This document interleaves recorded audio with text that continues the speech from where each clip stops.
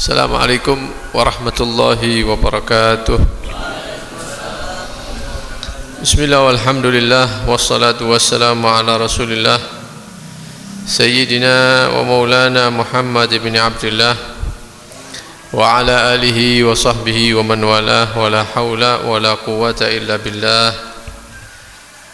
Amma ba'd. Alhamdulillah, kembali dikumpulkan oleh Allah subhanahu wa ta'ala dalam majlis yang insyaallah turun rahmat Allah subhanahu wa ta'ala. Mudah-mudahan dosa-dosa diampuni oleh Allah, hajat-hajat disampaikan oleh Allah subhanahu wa ta'ala. Mudah-mudahan semua urusan-urusan kita, kesulitan kita dimudahkan oleh Allah subhanahu wa ta'ala. Amin Allahumma amin. Hadirin hadirat rahimakumullah, meneruskan pembacaan kitab Risalatul Mu'awanah karya Qutbid Da'wah wal Irsyad Habib Abdullah bin Alawi Al-Haddad. Pertemuan yang sebelumnya sudah kita bahas berkaitan dengan anjuran untuk kita semua memperkuat keyakinan kita kepada Allah subhanahu wa ta'ala, yang mana keyakinan itu adalah kuatnya iman, tetapnya iman di dalam hati seseorang sehingga tidak bisa goyah oleh keraguan-keraguan, ya, tidak terganggu oleh bisikan-bisikan setan, sebagaimana kita kisahkan kemarin tentang imannya para sahabat-sahabat Nabi Shallallahu Alaihi Wasallam. Di antaranya iman Sayyidina Umar bin Al-Khattab, ya, saking kuatnya iman sampai kalau Sayyidina Umar itu melewati satu jalan, itu setan tidak berani melewati jalan itu. Jadi untuk mendekati orang-orang yang keyakinannya kuat terhadap Allah subhanahu wa ta'ala, setan itu tidak mampu, ya, tidak mampu. Kemudian kemarin juga dibahas tentang bagaimana cara supaya manusia ini bisa memperkuat keyakinannya terhadap Allah subhanahu wa ta'ala. Sudah kita pelajari yang pertama kemarin, cara yang paling utama yaitu memperbanyak mendengar ayat-ayat Al-Quran dan kabar-kabar daripada Nabi SAW yang menunjukkan tentang keagungan Allah subhanahu wa ta'ala, kesempurnaan Allah subhanahu wa ta'ala, dan juga mempelajari tentang bagaimana diutusnya para rasul-rasul Allah, bagaimana mereka mendapatkan bantuan-bantuan dari Allah subhanahu wa ta'ala dengan mu'jizat-mu'jizat dan semisalnya. Ini bisa kita pahami kalau kita memahami makna Al-Quran, kalau kita memahami makna daripada hadis. Bisa dipelajari di rumah, ya, karena Al-Quran terjemah juga ada, hadis-hadis terjemah juga banyak, dan juga ditambah menghadiri majelis-majelis ilmu. Ini cara yang paling ampuh untuk memperkuat keyakinan kita terhadap Allah subhanahu wa ta'ala. Karena itu Allah subhanahu wa ta'ala berfirman dalam Al-Quran, awalam yakfihim anna anzalna alaikal kitaba yutla alaihim. Apakah masih kurang? Ya, bukankah sudah cukup, kata Allah, kami menurunkan kepada engkau wahai Muhammad Alkitab, yaitu Al-Quran, yang mana Al-Quran itu yutla alaihim, dibacakan, dijelaskan kepada mereka, kepada kita semua. Dan Al-Quran ini adalah mukjizat Nabi Muhammad SAW yang keberadaannya bukan ketika Nabi Muhammad ada saja. Nabi Muhammad wafat, meninggal dunia, mukjizat ini masih tetap bisa kita rasakan, bisa kita pelajari, ya, daripada ilmu-ilmu yang ada di dalamnya.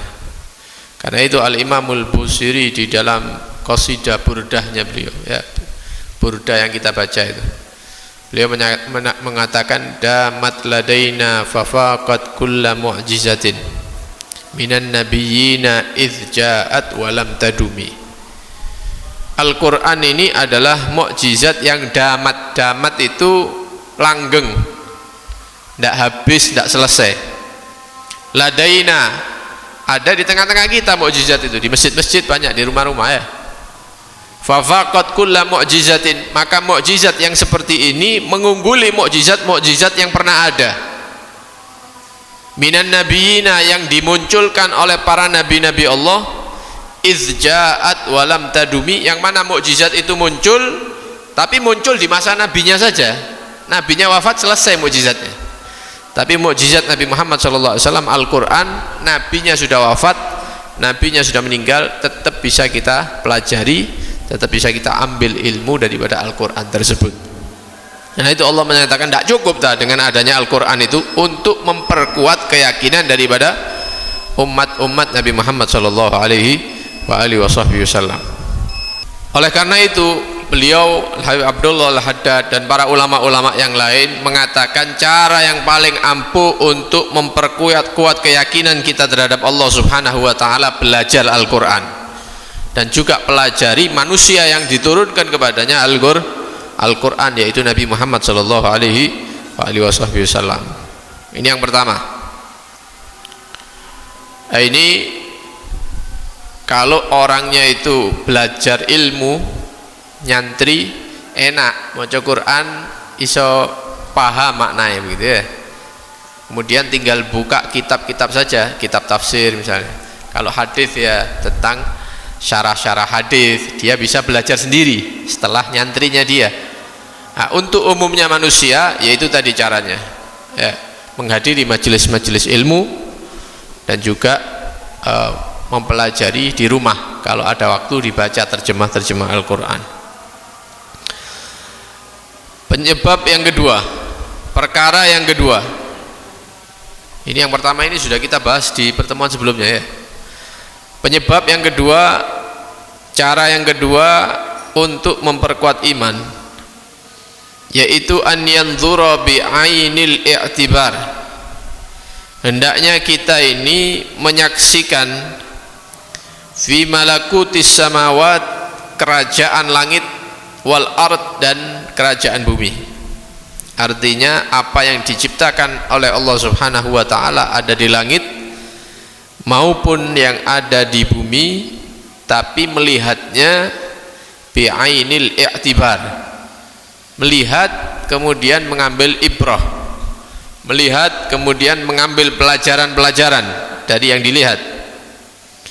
Wa ma bathallahu fihima min ajaibil masnu'at wa bada'il mukawwanat, dan kita menyaksikan ya bagaimana Allah menyebarluaskan daripada ciptaan-ciptaan yang indah ini ya, kemudian makhluk-makhluk hidup yang ada ini, nah itu semuanya kita saksikan, kita lihat, kita pandang dengan mengingat penciptanya ya, mengingat kehebatan daripada penciptanya yaitu Allah Subhanahu wa taala. Karena itu dalam Al-Qur'an Allah Subhanahu wa taala berfirman, inna fi khalqis samawati wal ard, sesungguhnya di dalam penciptaan langit-langit dan bumi, wa ikhtilafil laili wan nahar, dan di dalam pergantian siang dan malam, wal fulkil lati tajri, dan kapal-kapal yang dia itu berlayar, fil bahri, ada di lautan-lautan, bima yanfa'un nas, dengan hal-hal yang memberikan manfaat kepada manusia. Jadi kapal-kapal itu yang ada di laut itu sebenarnya diadakan oleh Allah Subhanahu wa taala untuk memberikan kemanfaatan kepada manusia. Diciptakan laut oleh Allah sehingga bisa apa? Mengantarkan kapal-kapal ini ya, tidak sampai tenggelam. Bukan karena yang buat kapal pinter, bukan, karena takdirnya Allah seperti itu, hukumnya Allah seperti itu. Kalau Allah menyatakan kayu itu tenggelam di laut, ya tenggelam. Tapi ternyata Allah menyatakan tidak, kayu itu tidak tenggelam di laut, atau benda-benda yang lain tidak tenggelam ya, dengan ilmu tertentu bisa berlayar di atas lah. Ini nikmat dari Allah Subhanahu wa taala. Ini ketentuan yang luar biasa dari Allah Subhanahu wa taala, sehingga bisa memindah orang dari satu daerah ke daerah yang lain, bahkan dari satu negeri ke negeri yang lain, seperti orang-orang dahulu ya, dari negeri yang jauh menuju negeri yang jauh, perjalanan 2 bulan itu bisa pindah ya karena ketentuan Allah Subhanahu wa taala. Belum lagi orang-orang yang tinggal di pesisir-pesisir laut, pesisir-pesisir pantai mendapatkan kemanfaatan daripada laut yang diciptakan oleh Allah Subhanahu wa taala. Mereka bisa memanfaatkan hewan-hewan laut, kemudian mereka juga bisa mengirim yang ada di laut itu menuju orang yang jauh dari laut. Ya. Kota-kota yang jauh dari laut sulit kalau disuruh ngambil isinya laut sendiri, itu sulit. Akhirnya orang yang pinggiran laut mereka kerjanya mengumpulkan ikan dan lain-lain, kemudian dibawa ke kota. Ini bima yanfa'un nas namanya, memberikan kemanfaatan kepada manusia. Wa ma anzalallahu minas sama, ya kadang-kadang kita merasakan itu, menikmati itu, kadang-kadang bukan bi'ainil i'tibar, kadang-kadang ya lalai begitu, lupa ya kalau makanan yang ada di depan kita ini asalnya di tengah laut sana, disuguhi ikan apa misalnya, makan ikan di rumah dan lain-lain. Ini dari mana ikan yang masuk mulut kita ini? Asalnya di laut kono, sama Allah ditakdir bisa ketangkep oleh nelayannya, kemudian dibawa ke pinggir pantai, ditimbang ya sama pengepulnya atau diambil dibawa ke pasar. Jadi ikan itu nyampe ke perut kita itu dengan proses yang panjang. Siapa yang ngatur? Allah Subhanahu wa taala. Orang secara umum wis pokoknya mangan wis, paling komentari sedep ya begitu ya, enak seger iwake, tapi tidak memikirkan dari mana ikan ini bisa datang ke rumah saya atau di depan saya. Lah mereka para ulama ketika menyaksikan hal-hal yang kecil seperti ini, mereka itu langsung mengingat Allah Subhanahu wa taala. Tidak seperti kita orang secara umum. Ya, wis pokoknya mangan wis, pokoknya ngombe, pokoknya istirahat, pokoknya lungo misalnya, ngelihat gunung, ngelihat laut, enggak. Mereka itu selalu melihat sesuatu langsung ingat kepada penciptanya. Wa ma anzalallahu minas sama'i min ma'in, dan bagaimana Allah Subhanahu wa taala menurunkan dari atas langit itu air hujan, sehingga fa ahya bihil ardha ba'da mautiha, tanah yang asalnya kering, tanah yang asalnya gersang disirami oleh Allah dengan air hujan, maka tahya, kembali hidup. Tanah-tanah itu kembali hidup. Jadi turun hujan, keluar rumput, keluar tanaman, keluar bunga, keluar buah, itu oleh orang-orang yang berilmu mengingatkan kepada Allah Subhanahu wa taala. Wa batsa fiha min kulli dabbah, dan bagaimana Allah Subhanahu wa taala menyebarkan daripada hewan-hewan.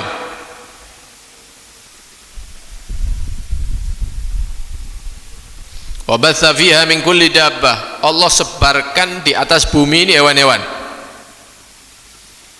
yang modele mungkin kita tidak tahu berapa model hewan ini, tidak tahu. Kadang-kadang kita melihat satu hewan yang baru kita ketahui sekarang, dulu tidak ngerti ono hewan kayak ngono. Ono yo hayawan kayak ini ya misalnya, baru tahu.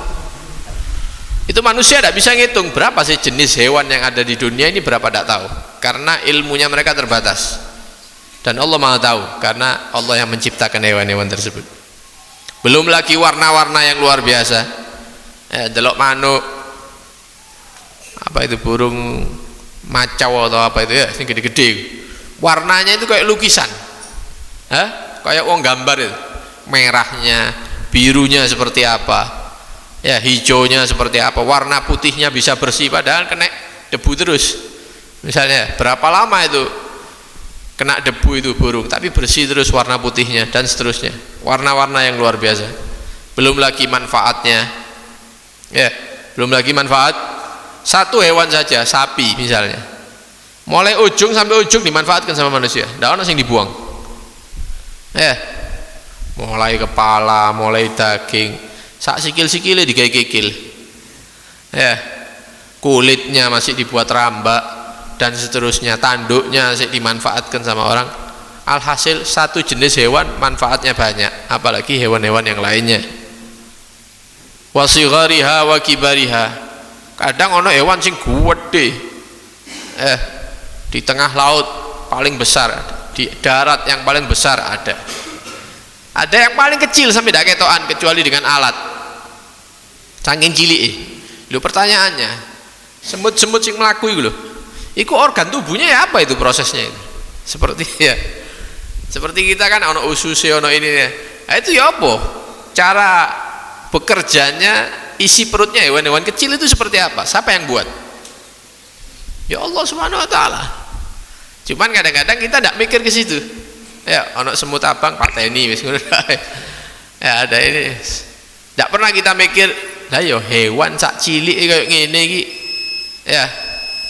Ono organ ininya, ada organ ini apa caranya Allah menciptakan itu? Hah? Bagaimana? Bagaimana ketika masih telur tambah luwih cilik maneh? Bagaimana ketika belum dilahirkan tambah kecil lagi? Itu Allah yang menciptakan, Allah yang maha mampu. Wa huwa ya'lamu dzalika kullih wa yarzuquhu wa la yakhfa 'alaihi syai' min dzalik. Allah maha tahu hewan yang diciptakan itu sekarang posisinya ada di mana. Allah tahu semua, jalan menuju kemana, sembunyi di mana, masuk ke tanah sebelah mana, Allah tahu semuanya. Apalagi kita yang gede ya. Kemudian singitan di ruangan melakukan maksiat, merasa Allah tidak menyaksikan kita, tidak mungkin, pasti Allah tahu. Belum lagi rizki seluruh makhluk hidup itu Allah yang nanggung. Kita aja nanggung istri anak kok kadang ngeluh ya, mikir mene ya opo, mben ya opo, seminggu maneh, sebulan lagi, 2 bulan lagi bagaimana, bingung. Allah yang nanggung semuanya ini. Ya pernah kita sampaikan itu, Nabi Sulaiman itu kan rojo, ya raja, pernah minta sama Allah, minta izin untuk memberi makanan makhluk yang ada di masa beliau ketika itu. Saking sugih ini ya, saking sugih ini Nabi Sulaiman. Kata Allah, wis gini aja, ojo kabeh, tidak mungkin mampu katanya. Jangan semua hewan mau ente kasih makan, tidak mungkin mampu. Ya sudah ya Allah, saya minta izin makhluk laut saja, makhluk yang ada di laut, biar saya yang ngasih makannya, rizkinya. Kata Allah, wis cobaan, coba aja. Oh wis, Nabi Sulaiman itu yang bantu jin-jin, duduk menungso tok. Sak jin-jinnya ini bantu Nabi Sulaiman jadi pelayannya. Dikumpulkan sama Nabi Sulaiman ini berbagai macam makanan nih, hayawan nih, hewan-hewan nih dikumpulkan di pinggir pantai. Tak tahu berapa kilo itu panjangnya makanan itu ya. Persiapan ditumpuk-tumpuk sama Nabi Sulaiman. Ketika sudah selesai kata Allah, wis sudah mentok, sudah ya selesai, ya sudah. Maka Allah memerintahkan hanya satu jenis saja, ikan paus yang ada di seluruh alam ini suruh kumpul sama Allah di pinggir pantai yang disediakan makan oleh Nabi Sulaiman. Ayo, rezeki kalian ditanggung sama Nabi Sulaiman, kata Allah. Silakan makan, sekali makan habis. Jare iwake mangan awane apa iki? Mangan bening ini apa? Kata Nabi Sulaiman, tidak mampu ya Allah, saya tidak mampu. Belum ikan yang lainnya. Bagaimana Allah memberi rizki semua makhluk yang ada, bukan yang di laut dok, semuanya, sak menungsoe semua. Karena itu maha suci Allah Subhanahu wa ta'ala, maha mampu Allah Subhanahu wa ta'ala. Karena itu dalam Al-Quran dikatakan, wa ma min dabbatin fil ardi illa 'alallahi rizquha. Tidak ada makhluk yang hidup di atas bumi ini kecuali Allah yang menanggung rizkinya. Tidak ada yang tidak ditanggung rizkinya. Selama umure si ono, rizkinya pasti ono. Tidak mungkin tidak ada. Ya. Kalau rizkinya sudah dipenuhi semuanya sama Allah, berarti waktunya mati. Selesai berarti umurnya di atas dunia. Wa tasrifir riyah. Ini panjang ayatnya ya. Bagaimana Allah Subhanahu wa ta'ala mengirimkan angin-angin Ada angin yang membawa rahmat, ada. Ada angin yang membawa azab, siksa, ada. Ada angin yang melewati, menghembus terhadap awan-awan, ya, menggiring awan-awan sehingga di Pasuruan hujan, ada angin yang seperti itu. Ada angin yang menjauhkan awan sehingga Pasuruan ini panas kayak padang mahsyar, ya, macam-macam angin yang dikirimkan oleh Allah Subhanahu wa ta'ala. Karena itu semuanya ini mengingatkan kepada Allah Subhanahu wa ta'ala. Tasrif riyah was sahabil musakhkhar bainas sama'i wal ardh la ayatin liqaumin yaqilun. Tapi ini adalah menggambarkan kebesaran Allah Subhanahu wa ta'ala, wujudnya Allah Subhanahu wa ta'ala, maha mampunya Allah Subhanahu wa ta'ala, maha besarnya Allah Subhanahu wa ta'ala. Bukan untuk semua orang, bukan, tapi liqaumin yaqilun, hanya untuk orang-orang yang mau memakai akalnya, menggunakan akalnya dengan seharusnya, baru dia akan ingat Allah. Melihat ini ingat Allah, melihat itu ingat Allah. Karena itu para wali itu ndak ono musuhi wong ini, ndak ada. Karena ngelihat per orang ini langsung ingat Tuhannya Allah. Jadi hatinya mereka itu bersih. Delok iki pegel, delok iku hasud, delok ini iri, ndak ada. Kenapa? Semua yang mereka saksikan mengingatkan kepada Allah Subhanahu wa ta'ala. Karena itu tanda-tanda yang disebutkan tadi oleh para ulama ini kalau kita praktekkan sehari-hari, melatih diri, delok iki eling, mikir-mikir, dipakai akalnya untuk melihat benda-benda tadi itu, makhluk-makhluk tadi itu manfaatnya akan menguatkan keyakinan kita terhadap Allah Subhanahu wa ta'ala.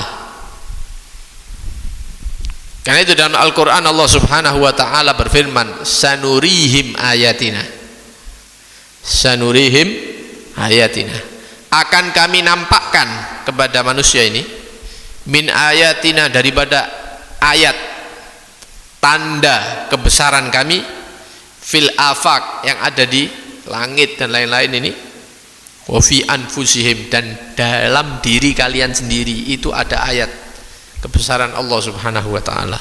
Dalam diri kita sendiri pribadi itu ada tanda kebesaran Allah Subhanahu wa ta'ala.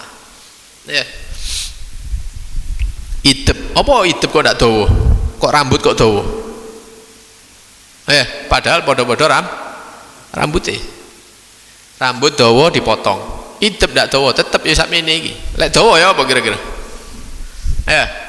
Akhirnya nang tukang potong ya dipotong bisa gitu ya. Iki sak idepe apa ndak misalnya? Oh ya sak idepe. Atau misalnya kalau lupa ndak dipotong 2 bulan, lek ape ndelok wong di pinggir nose ya. Nah, ini kan tanda bagaimana Allah ini memberikan kita sesuatu yang sesuai dengan kebutuhan kita. Kemudian bagaimana lidah, satu lidah ini kayak daging begitu ya, iso ngerasakno asin, iso ngerasakno kecut, bisa merasakan manis, bisa merasakan pahit, macam-macam. Dan dari rasa-rasa ini beda-beda. Ono legine gula, ono legine madu, ono legine, iya mendak? Ayo sampai tak tutupi moto ini, tak kayak gula. Kira-kira ngomong apa? Gula. Kayak madu ngomong madu, kayak lainnya padahal legine, tapi beda-beda. Padahal lidahnya cuma segini, kecil. Siapa yang menciptakan lidah ini? Koyok-koyok ono sensore begitu ya. Oh iki ini, oh ini itu gitu ya. Kecut juga seperti itu, beda lagi.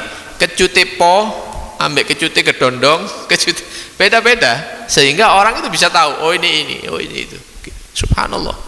Wa fi anfusikum, dalam diri kalian itu ada kebesaran Allah Subhanahu wa ta'ala. Kita tidur, kita tidak perhatian kepada diri kita. Turu, kesel turu ya, bengi. Tapi darah kita itu tetap dialirkan sama Allah. Jantung kita itu tetap gerak. Siapa yang menggerakkan? Allah Subhanahu wa ta'ala. Bayangkan kalau orang tidur mati, tidak gerak, mati kabeh. Tapi kita tidak perhatian terhadap badan kita dalam kondisi tidur, Allah yang memperhatikan. Oh ini tidak sadar, tetap digerakkan sama Allah itu semua. Tangi sadar maneh, malam gitu lagi terus itu. Dalam diri kita itu ada tanda kebesaran Allah Subhanahu wa ta'ala. Hal-hal yang seperti ini bisa kita pahami kalau kita ngaji. Lek ndak ngaji yaitu tadi ndak ngerti akhirnya yang kita ngerti yo perkara-perkara yang ada di luar, yo bahas calon bupati, ya wali kota, kotak kosong, ya itu dok sudah. Kenapa? Ndak ngaji itu tadi. Kalau kita ngaji ada ilmu yang masuk ke dalam hati sehingga kita apa? Semakin yakin kepada Allah Subhanahu wa ta'ala. Tak tutup dengan penyebab atau cara yang ketiga yang terakhir, an ya'mala ala muqtadha ma amana bihi zahiran wa batinan wa yushammir fi dzalika wa yubdhir istita'a fi ma hunalik. Yang terakhir, kalau sudah ngerti ilmunya maka dia beramal sesuai dengan keinginan Allah Subhanahu wa ta'ala, sesuai dengan arahan Rasulullah SAW yang semangat kalau ngamalkan, kemudian kekuatannya diberikan, dikeluarkan untuk taat tadi, untuk mengikuti ajaran Allah, ajaran Rasulullah SAW. Jadi mengamalkan daripada apa yang sudah diajarkan di dalam agama Allah Subhanahu wa ta'ala. Karena di dalam Al-Quran Allah menyatakan walladzina jahadu fina lanahdiyannahum subulana. Orang-orang yang jahadu fina, apa jahadu fina? Dia mengerahkan kekuatan untuk mendapatkan keridhaan kami, ya dengan cara taat, ibadah, amal soleh, ya makso dia, dipaksa sholat sunnah, dipaksa maca Quran, dipaksa zikir, dipaksa iktikaf, dipaksa hadir majelis ilmu, majelis-majelis yang baik, dipaksa bertahun-tahun. Kata Allah Subhanahu wa ta'ala, oh ini orang memberikan kekuatannya untuk mendapatkan keridhaan saya, maka apa yang diberikan oleh Allah? Lanahdiyannahum subulana, kami akan berikan kepada dia hidayah menuju jalur kami, jalur yang kami ridhoi, termasuk jalur yang Allah ridhoi, yaitu dengan cara dikuatkan yakinnya terhadap Allah Subhanahu wa ta'ala. Berarti Allah butuh bukti dari kita, temen apa ndak begitu. Iki wong temen apa ndak kepingin dadi wong sing yakine kuat, dibuktikan dengan amal solehnya, dengan ketaatannya. Maka kalau sudah terbukti dia sungguh-sungguh bertahun-tahun, maka keyakinannya akan diperkuat oleh Allah Subhanahu wa ta'ala. Jadi 3 cara untuk memperkuat keyakinan dalam hati manusia itu. 1, sing akeh maca Quran, memahami Al-Quran dan hadis, kemudian menghadiri majelis-majelis yang di situ dijelaskan tentang Al-Quran dan hadis, bukan pengajian sing ngakak-ngakak tok mulai awal sampai akhir, bukan. Kemudian yang kedua, ketika melihat makhluk Allah ini jangan sekedar dilihat begitu saja, tapi dipakai pikirannya. Kok bisa seperti ini? Siapa yang menciptakan? Bagaimana caranya? Kok hebat? Gitu ya. Terakhir yaitu memperbanyak amal soleh sehingga Allah menyaksikan kita ingin menjadi orang yang keyakinannya kuat terhadap Allah Subhanahu wa ta'ala. Kalau 3-tiganya kita amalkan, insya Allah keyakinan kita terhadap Allah akan semakin kuat. Karena itu kita mohon kepada Allah Subhanahu wa ta'ala, mudah-mudahan diberikan petunjuk, diberikan hidayah, diberikan kekuatan untuk supaya bisa mengamalkan ilmu, dan mudah-mudahan menjadi hamba-hamba yang selamat di dunia maupun di akhirat. Amin Allahumma amin. Sallallahu alaihi wasallam Muhammad wa alihi washabbihi wasallam. Alhamdulillah rabbil alamin.